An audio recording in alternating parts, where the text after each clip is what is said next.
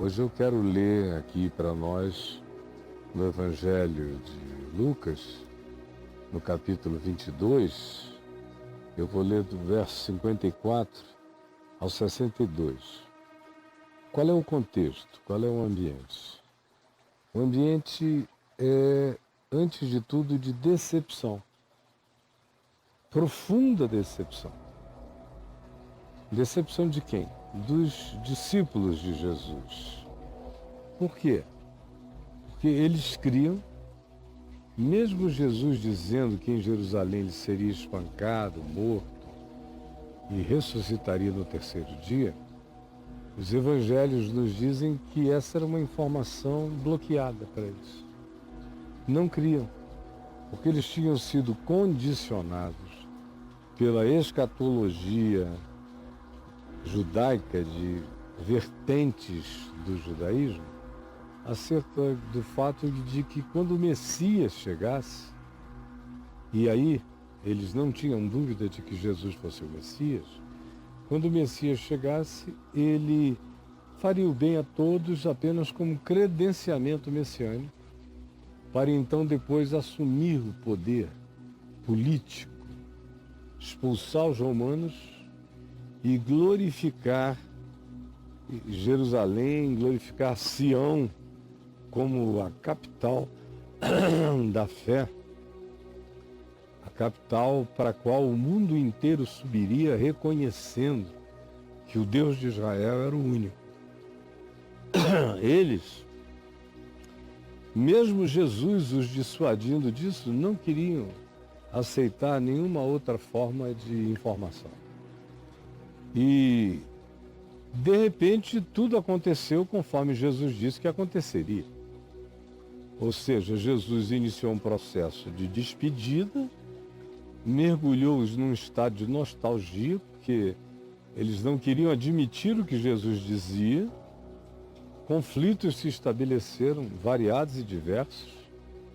No caso de Judas, a decepção foi tão grande que ele vendeu informações sobre como prender Jesus para as autoridades do templo. E no coração de todos os outros a decepção estava estampada, em alguns mais explícita, em outros mais reservadamente, mas estava lá. E aí começa a se cumprir a escalada profetizada por Jesus, que eles não queriam aceitar jamais. E aí, então, Jesus é preso, é manietado, é espancado, é levado para a casa de Caifás, é maltratado, é humilhado a noite inteira. No dia seguinte, é levado para Pilatos. Herodes diz que quer vê-lo, Pilatos o manda a Herodes. Herodes faz pouco dele e humilha como consegue. E então, não fazendo Jesus nenhum sinal diante dele, porque ele queria ver sinais de Jesus. Negando-se a fazer milagres, ele devolveu Jesus a Pilatos, que deu prosseguimento ao processo formal, transitado em julgado, e envia Jesus para ser crucificado. Você veja que nem sempre que o processo transita e chega a um julgamento, o que daí decorre é necessariamente justo. A liturgia da lei não transforma a iniquidade em equidade, a injustiça em justiça. Jamais. É só um desvio mental para que a gente glorifique tanto o devido processo legal que já nem se pergunte se o que está em questão tem gravidade maior do que a de qualquer concepção. Porque, cumprido-se o devido processo, parece que a injustiça ganha unção de justiça e a mentira se torna verdade. Em qualquer que seja a direção, e não é isso que eu quero falar a respeito. O fato é que eles chegam aqui na situação onde Jesus está na casa de Caifás, logo depois da prisão no jardim do Getsêmani, e todos fugiram. Pedro, no entanto, tentou dissimuladamente, escondidamente, veladamente ficar o mais próximo possível do que estava acontecendo com Jesus sem se identificar. Não queria se identificar é porque ele estava profundamente magoado e decepcionado com Jesus. Ao mesmo tempo em que ele tinha um sentimento, ele o amava. Ele sabia que ele estava no mínimo diante de um homem bom, no mínimo diante do mais fascinante de todos os homens, mas que não cumprira a expectativa dele e do povo todo, tornando-se um Messias poderoso, político, dominador. Essa era a frustração profunda, o imenso desagrado. Por outro lado, a ambivalência da ocorrência era enorme. Frustrado estava ele de um lado e de outro lado não conseguia deixar de viver fascinado.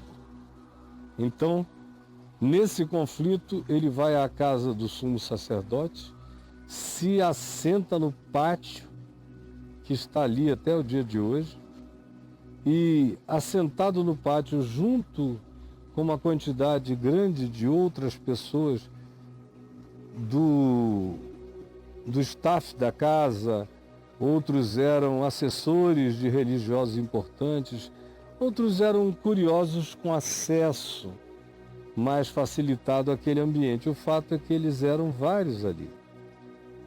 E Pedro, se diz aqui no verso 53, enquanto Jesus era levado, ele seguia Jesus de longe. Aí depois se diz que acenderam um fogo no pátio e todos juntos se assentaram, então Pedro tomou lugar entre eles. Seguia de longe, Jesus entrou no ambiente. Todos se assentaram no pátio, Jesus lá dentro. Pedro tomou lugar entre eles. Aí então, enquanto ali se estava uma criada da casa, que também se assentava junto ao fogo para se esquentar, disse: esse aí que está sentado aqui, se referindo a Pedro, também andava com ele, estava com ele. Eu me lembro muito bem, ele andava com esse Jesus que está aí dentro. Mas Pedro negava, não sei, não conheço esse homem, estou aqui por outros interesses, sei que o que acontece com ele é extraordinário, eu tenho uma grande curiosidade, mas eu não sei quem ele é. Não me ponha tão perto dele porque eu não tenho toda essa intimidade, eu não o conheço. Não o conheço. Pouco depois chegou um outro e disse: não, tu és um deles, tu és discípulo dele, eu já te vi por aí com ele. Pedro, porém, protestava e dizia: olha aqui, cara, eu não sou. Quantas vezes eu vou precisar dizer que eu não sou? E aí passou uma hora, chegou um outro indivíduo e disse: olha, esse aqui também é discípulo dele, não há como negar, sabe por quê? O sotaque dele é galileu, ele fala com o dialeto galileu. E quando ele tenta se comunicar com o povo de Jerusalém, ainda assim o sotaque dele é galileu. O sotaque o denuncia, o modo de falar. Aí então Pedro diz para o cara: eu nem entendo o que tu dizes. O que você está falando? O quê? Não compreendo o que tu dizes. E logo, conforme Jesus predissera a Pedro, que dissera que bancaria tudo, que nada aconteceria a Jesus, que enquanto ele estivesse ali ninguém o tocaria nele. Então Jesus disse: Pedro, menos, porque eu te digo que hoje, antes que o galo cante, tu me negarás 3 vezes. Hoje, tu vais negar que me conheces. É isso que vai te acontecer. E quando Pedro ouviu o que ele tinha acabado de dizer, e logo depois o galo cantou, enquanto ele ainda estava falando, eu nem compreendo o que vocês dizem, não sou galileu, não tenho nada a ver com ele, aí o galo cantou. Então voltando-se o Senhor, que estava nas imediações, que de certa forma ouviu, de certa forma não, de uma forma ou de outra ele ouviu, mas o texto dá a entender de que talvez eles estivessem separados por uma parede, e Jesus na parte de dentro, mas com as janelas vazadas, portas. E então Jesus aparece, de modo que Pedro, de onde estava, o vê. Assim que o galo cantou, Jesus entrou em cena. E voltando-se o Senhor Jesus, fixou os olhos em Pedro. Só fixou os olhos em Pedro. E Pedro se lembrou de todas as bravatas e de todas as palavras do Senhor que dizia, não é nada disso. Simão, Simão, Satanás te requeireu para te peneirar como se peneira o trigo para ver o que sobra. Eu, porém, roguei por ti, para que a tua fé não desfaleça. Tu, pois, quando te converteres, fortalece aos teus irmãos. Lembrou da palavra do Senhor, como lhe dissera, hoje 3 vezes me negarás antes de cantar o galo. Então Pedro, saindo dali, retirou-se e chorou amargamente. A decepção, a frustração, a desilusão espiritual produz essa sequência aqui, naturalmente. Naturalmente, produziu com Pedro, já produziu comigo, produz com milhares e milhares de pessoas. Você enganadamente desenvolve certas expectativas, cultua certos sonhos. Por mais que a realidade diga a você que não é assim, por mais que até a boca da verdade, como foi aqui o caso, por advertências de Jesus, diga que não será assim, mas a gente tem a capacidade de desenvolver nossas escatologias, nossas teologias, as doutrinações que melhor agradam a expectativa ideológica do nosso coração.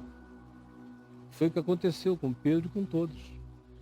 Jesus dizia, não, a escatologia é outra. Vai ser da morte e da ressurreição.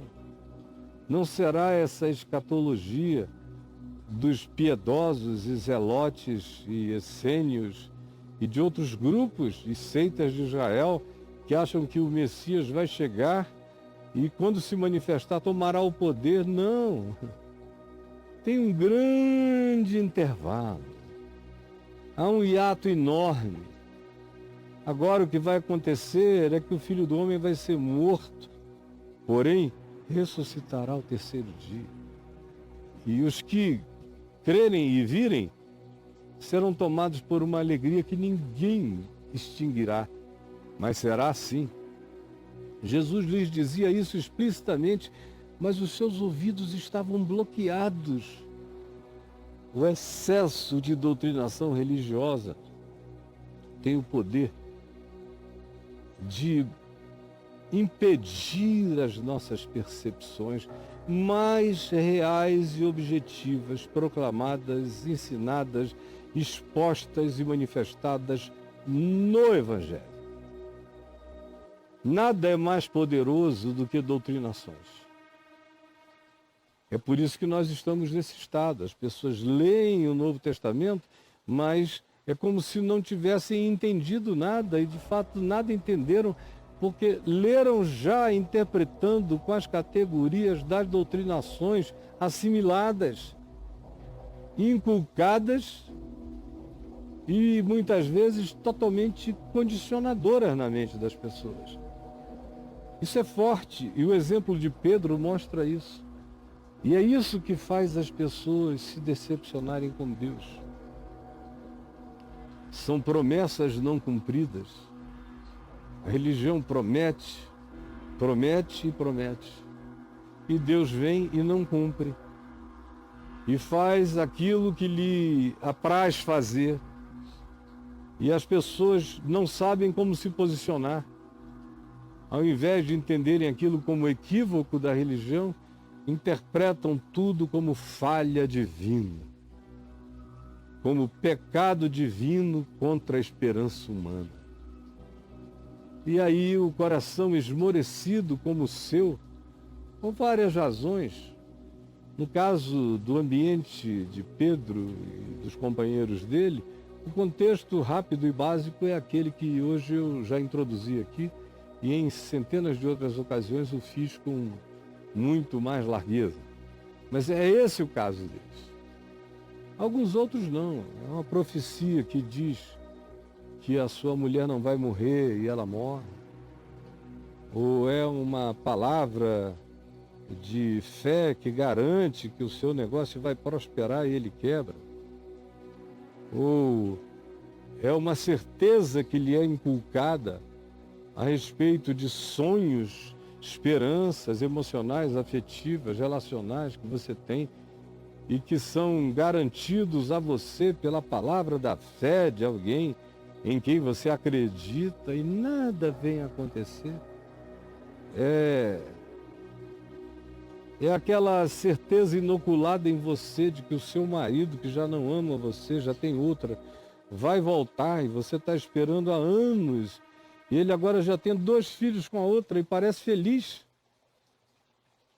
E você não sabe o que fazer com a palavra recebida, então a transfere para Deus como raiva, decepção, tristeza, essa chateação. Por mais que no meio tempo você tenha ouvido alguém dizer, até eu aqui mesmo dizer, não faça isso, como sabes, ó mulher, se converterás o teu marido, mas você escolhe no que você quer crer, conforme a sua organização doutrinária mais coerente com os seus desejos e caprichos e expectativas. Aí nada acontece. E você fica nesse estado. Aqui no caso de Pedro, a primeira coisa que isso causou foi esse seguir de longe. Essa vontade de se afastando, de não assumir mais nenhum compromisso tão explícito, de ir ficando de fato à distância. Não consegue sumir de vez. O interesse é inegável, mas eu vou seguir de longe, como milhares aqui estão fazendo. A outra coisa é que devagar ele foi tomando lugar entre aqueles para quem Jesus não significava nada. Ele foi trocando a comunhão da fé pela relação com pessoas para quem Jesus não era nada nem ninguém. E ele não estava ali para ser sal daquela terra. Ele estava ali vazio de tudo. Querendo era se misturar, se confundir, querendo que esquecessem que ele tinha feito parte de alguma coisa e ele mesmo queria também esquecer. Não podia de todo esquecer, mas não queria de todo, não queria em nada ser lembrado. A terceira coisa que acontece é que você entra nesse processo e quando demandas são feitas acerca da relação eventual de você com essa figura de Jesus, ou com o Evangelho, ou com a verdade de Deus, ou com o que você já não pode negar como sendo Evangelho, no entanto, porque você está frustrada, Você diz, não, eu não conheço nada disso. Aí você vai ficando tão distante, fazendo de conta que essa coisa você soube assim de orelhada. Como tem muita gente aqui comigo fazendo isso direto. E eu vejo nos lugares onde eu vou. Não, eu não conheço assim como você pensa que eu conheço, não. E aí chega aquela hora em que alguém diz, não, não negue, não. Você já foi engajado, rapaz. Aí você chega e diz, não, não sou. Não sou essa pessoa engajada, eu nunca fui. Não sou eu. E aí chega nesse ponto em que você começa a dizer que até a linguagem do Evangelho é uma coisa que você não compreende. E que a insistência dos outros na sua um dia relação com o Evangelho é uma coisa que para você está fora de compreensão. Que loucura é essa de quererem te associar ao que você diz que não tem nada a ver, que não quer saber, que já se esqueceu para sempre. Tem muita gente aqui nesse estado, nessa hora, já há algum tempo. São os crescentes ateus da decepção religiosa. E que queriam que Deus cumprisse um pacote doutrinário que ele não vai cumprir jamais. E aí eles tinham ousado tanto, asseverado tanto, garantido tanto, bravateado tanto acerca do Messias dele, que quando aquilo tudo deu no que deu, conforme Jesus disse que seria, e eles não quiseram crer, o coração se amargurou profundamente. E o resultado é esse aqui. Começa ficando de longe, depois se ajunta com aqueles para quem Jesus não tem significado, depois entra no processo de desconhecer Jesus para fins de consumo público, depois negar que aquilo tenha tido alguma importância ou significado, ou que você seja alguém vinculado àquilo, você não é. Chega um ponto que você diz, olha, eu não entendo nem a linguagem dessa história e nem por que vocês querem me identificar com isso. Aí o galo canta. Só Deus sabe que galo é esse que canta na sua vida. São milhões de galos com caras diferentes, com vozes diferentes. Quem sabe hoje aqui eu sou um galo cantando, trazendo algumas coisas à memória, à lembrança, para que você se convirta da sua frustração resultante das doutrinações caprichosas que você imputou a Jesus e às quais Jesus fez questão de negar. E você ficou assim, no vazio e sem chão. É nessa hora perfeita, nessa miséria excelente, que o Senhor chega e fixa em você os olhos. A mais maravilhosa de todas as misérias. Mas sobre ela Jesus fixa os olhos. E fixou o Senhor os olhos em Pedro. E o galo cantou. E Pedro saiu dali correndo, aos prantos, desesperado. Entrou no bosque que tem, naquele tempo, muito mais ainda, ao lado da casa de Caifás, no sopé do Monte Sião. Ainda hoje é um lugar de muitos arvoredos, no passado era um bosque, a escada romana, que está até hoje lá, que subia ao lado, original. Saiu correndo naquela escuridão, chorando amargamente. Coisa mais linda, não é? O Evangelho é todo ao contrário. Se fosse uma literatura shakespeariana ou de qualquer outra produção literária universal, isso terminaria como uma grande tragédia. Mas essa é uma história de uma miséria bendita, de um cara que caiu em si para sempre, para quem acabaram as bravatas, de eu sou, eu posso, eu me garanto, eu sou o Pedrão das candangas, essa coisa assim. Acabou para sempre para nascer um homem, para nascer um homem de dentro daquele idiota, daquela casca de ufania, nascer um homem. E quando ele percebe a viagem inteira que ele fez, e o olhar do Senhor fixado nele era o mesmo, fixou a verdade, a consciência nele, Pedro, e o coração explodiu com a luz daquele discernimento de como ele tinha vivido auto-enganos que ele estava transferindo para Jesus. Enquanto Jesus o advertiu da verdade o tempo todo, ele não quis crer. É dia de revelação. É dia de juízo de graça. Juízo de redenção. Juízo de iluminação cognitiva, juízo de arrependimento.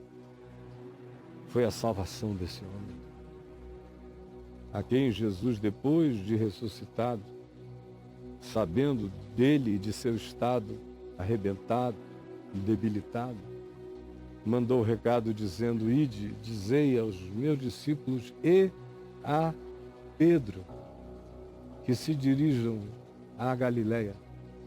Lá eles me encontrarão. Eu não preciso fazer grandes aplicações, o Espírito Santo está aplicando isso em você. Você está entendendo, você que é um ateu da decepção religiosa, está me entendendo muito bem. Senhor Jesus, fixa os olhos nesse teu filho, nessa tua filha, em cada um deles, que viveram esse engano, esse auto-engano, esse auto-boicote, que escolheram crer nas suas próprias razões e não na tua palavra e não no Evangelho. Frustraram-se com as doutrinas do poder, do enriquecer, do dominar, do tomar posse, do não adoecer. Frustraram-se porque tudo isso é mentira. E não quiseram crer na tua palavra e hoje estão em estado de transferência descrente. Eu peço que o teu Espírito os acorde, que eles sejam traspassados, transfixados pelo olhar de Jesus neste dia. E que milhares venham a sair correndo em pranto salvador, em arrependimento glorioso, para a preservação dos seus seres. É o que eu te peço, em nome de Jesus. Amém.